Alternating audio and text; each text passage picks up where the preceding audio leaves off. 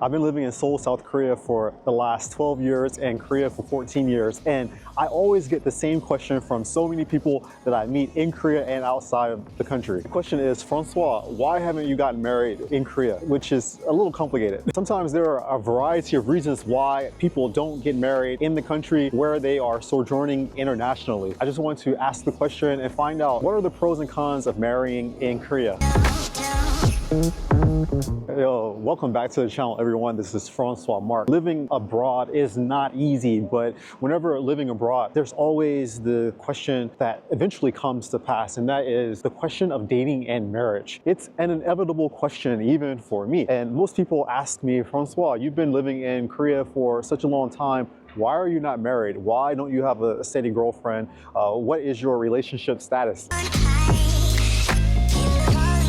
And while I'm not married, I always wonder what it would be like if I were to marry here in South Korea, set my roots down here permanently and have a wife, have a child, and have children, living in one of the apartments, one of the many skyscraping apartments here in the greatest city in the world. I kind of feel like here in Seoul, like getting married, not for me, but maybe in general, I think it would be difficult and stressful for foreigners because you will always constantly think, or at least me, I would think like, am I making the right decision? I'm abroad. Do I really know this person if I were to marry a foreigner? And me, for the better part of my life, my grandparents raised me. So for me to marry a woman, like their parents, or her parents, not their parents, her parents would really have to get along well with me. I would have to feel very comfortable with my wife's parents, or my prospective wife's parents.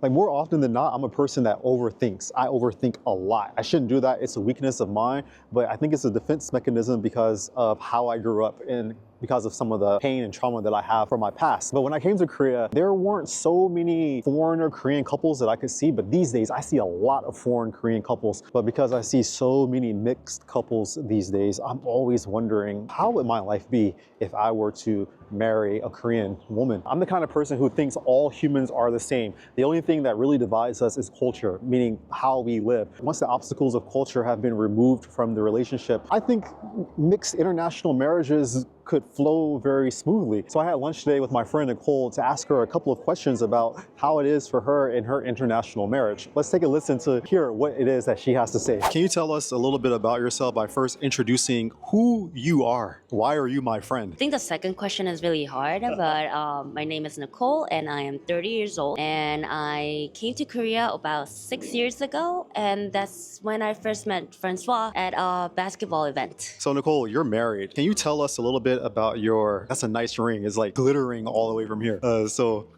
Can you tell us a little bit about like the day-to-day activities or the day-to-day life of being a married person here in Seoul, South Korea? So I think my answer may be different from many Koreans, or maybe it will be similar because we are both working professionals. So a lot of times we are actually not home. Most of the times we are at work, and then on top of that, I go on a lot of business trips. So sometimes I'm not home for 2 weeks or even for 2 months. Then when I am here, we both try our best to hang out together. So we actually recently bought PlayStation. I think one of the questions that you guys might have is actually, the financing between two couples who are working professionals. Side note, I do make more money than my husband. A lot of times we actually do split the bills very, very fairly, even our rent, our boiler, heating fees, everything. I do like when he takes me out to dinner and I will be like, hey, can you please pay? But then he would want something else in exchange, like a nice scarf that is more expensive than a dinner. Another thing that is really, really great about Korea is that a lot of things are affordable. So for example, I don't cook, I don't clean, I don't do dishes. I'm not the best housewife. But one thing that is amazing about Korea is that I can get a cleaner to come to my house every week. And for about 4 hours, it's only maybe $55. It's about 6만 won for 4 hours of her work. And then, so she always comes when we have to take out the trash and just clean up everything. Other thing about Korea that I really love as a wife who doesn't do anything. So we have these apps that kind of deliver your food to your doorstep. And it's usually a lot of moms who kind of retired or who just loves cooking. So you can actually get a home cooked meal list around 10 in the morning. And then once you order it, that it will be on your doorstep at 3 p.m. Everything is very affordable. So only thing that I would have to do is actually just cook rice and then just heat up the soup. Yeah, that's how my day-to-day life is. So Nicole, actually you were born here in Korea, but you spend a lot of your time living abroad. Your husband, I believe, is like Korean, but you're like Korean something. I don't know exactly what it is, but it's Korean something. Why did you choose to marry a man who doesn't share like the same cultural similarities as you? First, Korean something. That something is Korean American. I live more than half of my life in New York, and also currently I work in the Middle East. So I am very kind of international with a lot of exposure to different cultures. But as for my husband, he is super Korean, all Korean public education. I think your question was, why did I decide to marry him? Taking a one step back, I never really liked Koreans actually. I was always interested in guys who are from different cultures or different ethnicity. And then I felt like dating a Korean guy is like almost like dating my dad, and that's pretty gross. Gus, my husband, is actually the second Korean guy that I dated, and then we decided to get married maybe after 3 months of dating. The biggest thing was actually that my parents were able to actually communicate with him very well. They just, as soon as they saw him, they just loved him. Kind of like a layer of trust. But then it's not because he was Korean, but I feel like it was because he was tall. And my family's kind of small. I'm just joking, but maybe not. But basically, Gus, he was a very trustworthy person who's very stable. Although sometimes I did maybe kind of in the past have wished that maybe someone who can share my cultural values, because a lot of times like we do kind of go back and forth with each other and fight a little bit about because our cultural values are so different. So even though our cultural values were different, and sometimes actually many times we will get into fights about just different perspectives in life, to actually envision a very just happy and stable family future with him. I think just having that picture in my mind that I was able to envision beginning of the relationship, that kind of made me think, oh, maybe he's just not just a dating material, but maybe he will be a husband and a father material. Nicole, for those people who are looking to settle down here in South Korea, or who are already here and are thinking about getting married, do you have any advice to give them? So many, but let me just start with 3. I think most important thing is, first one is to really get to know the person better, even just the ugly side. So this is an advice that I tell many people, especially in Korea, because there's 4 seasons. People also have told me that you have to go through every season to see. Like for example, in the summer, my husband does not like to sweat, so he does not go out at all. So I had to kind of deal with that. Versus in the winter, he loves being out when it's cold. So just getting to really know the person in different seasons, because it really shows their personality as well. The second thing is to actually talk about your expectations. I think one of the things that I see my friends struggle is that their kind of future expectations were very different. For example, about sending your kid to private schools. Is that your plan and also your husband's plan? Or are the plans different? So really talk about these future plans better than just expecting them to have the same plans and same values as you. And the third thing I think is actually just getting your family on board as well, both of your family. So for example, Gus's parents live in Jeju Island, and then my parents live in Seoul. So we kind of had to decide on where exactly we'll have the wedding. And for a typical Korean wedding, you would not, like, a lot of times it's not your own wedding, it's more like your parents' wedding. So for example, I think I had about 500-600 people in my wedding, where maybe 300 of them were actually my parents' friends and coworkers. So I think that's very important. But for me, maybe it's a bit different because I don't really have like any parents that can come here. Like my grandparents raised me and they're not living. So how would that be for a foreigner who wanted to marry a Korean and their parents can't come to the wedding? Like, what does that mean? So I could kind of give you 2 examples. There was a wedding. It's one of our friends' wedding, Trevor. And at his weddings, a lot of family could not come, so we actually had to kind of. It was a Zoom call wedding. There was an actual physical wedding, but then we still had to I think I was holding an iPad the entire time to actually Zoom the wedding. And the other one is actually with my cousin who married a Taiwanese guy. And she ended up actually having two weddings, but with the same person, of course. Yeah. But one in Taiwan and one in Korea. So she actually had to have two weddings. And I did hear that it was very, very stressful for her, especially in Taiwan, because it was her first wedding, and it was in language that she does not speak. And then versus in Korea, she was much more comfortable with her friends and family as well. Yeah. So when are you getting married?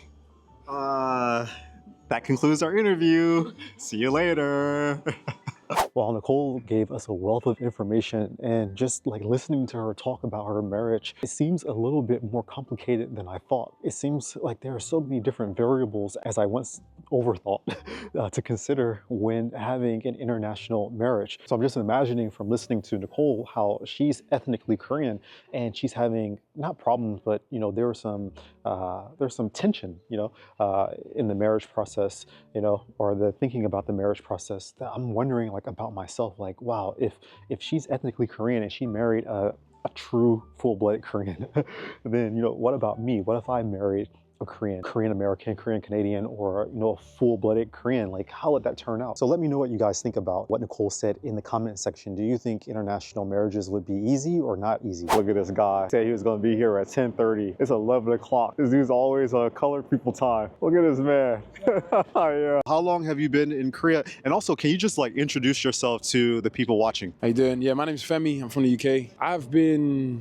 in Korea for about 5 years now. Just over that, 5.5 years now. Initially came for one, you know how it goes. Came to teach, came to learn about the education system here. Like, it's kind of different to the UK. I wanted to learn about that so that it kind of helped me on my educational journey as far as like becoming a better teacher and impacting the curriculum stuff in the UK eventually. So I came to learn about that, and then I ended up staying for a bit longer. Femi, you said initially you came here for 1 year, but you've been here for 4 or 5 years. What made you decide to stay for a longer period of time? I went to the hospital. I had to get like a checkup, just a standard checkup. I was in the hospital waiting, and then this nurse or radiologist walked past me. And she kind of looked at me, and I was like, hi. And she just walked past. She was mad cute. I ended up getting my x-ray done by this girl. There was a little connection, you know what I'm saying? There wasn't no English, really. And I didn't speak Korean because I was kind of new still. So I was kind of a rookie when it came to Korean. There was something. So I was like, oh, she's cute. I kind of just left it at that because there wasn't really much we could do in the way of talking. And then about a month later, I seen the same girl turned up at one of my classes. I was teaching adults, and so she turned up at one of my English classes. Suddenly, she was speaking a little bit of English. She was like, "Hi, do you remember me?" I was like, "Yeah, actually, we met at a hospital." She was like, "Oh, yeah." Yeah, we went out for coffee. One thing led to another, and I ended up. She came to my classes. She was kind of good at English, like on the low. Like she'd been studying and stuff, and then she just, I guess she was shy the first time. But yeah, we ended up going out for coffee. One thing led to another. Ended up dating, and now. It's been about 4 years, a bit less than 4 years, and yeah, happily married now, you know what I'm saying? So yeah, it was a blessing, but she is the main reason. COVID as well, but she is the main reason that I was like, okay, I think I'm gonna stick around a little bit. So can you give us some pros and cons to international marriage for those who are considering to settle down here in Korea? Not to come to Korea to marry, but if they're already here and they have someone, like, what do you think? Fundamentally, like, don't come here looking to marry. I think that's always a problem. If you go anywhere with like, oh, I'm gonna marry someone from this country, I think that's a problem to start with. Like any marriage, I think communication is like the main thing. Coming from like a mixed cultural background, like my dad's Jamaican, my mom's white British, I grew up watching how they interacted with each other, and like they're both like very educated people, so communication was always extremely important for them, and like spending time talking things through, making decisions together was always super important. So any marriage, communication is just the most vital thing. So in a relationship, like being here, like I think making sure you have like similar values and understanding what you both want is just, it's important. I think treating it like I won't say the same as any relationship, just because there are going to be complications, you know what I'm saying? As far as like, there's going to be cultural differences, language, things that are different. Accepting those and understanding those, like not just saying, oh, okay, you do this because you're Korean, cool. No, it's, okay, why do you do this? What part of Korean culture is this influenced by? Why is this important to you? What's like, is this something that comes from a a positive tradition, a tradition that's steeped in something less. So I think understanding the history of the person and the history of the culture that you're getting yourself into, having a respect for it and appreciation for it is just mad important. I think people don't always do it enough. They think, oh, just knowing this person is enough, but nah, you need to know about where they come from and why they are that way. Because ultimately, if your goal is to have kids, then how can you raise a child without understanding where that child's coming from historically? So I think it's super important to make sure that communication, awareness, and acceptance of that person are at like a heightened level. I think I watched a study one time about international or mixed relationships and how impact that communication has on those relationships, early stages compared to others. Yeah, that's the main thing, talking.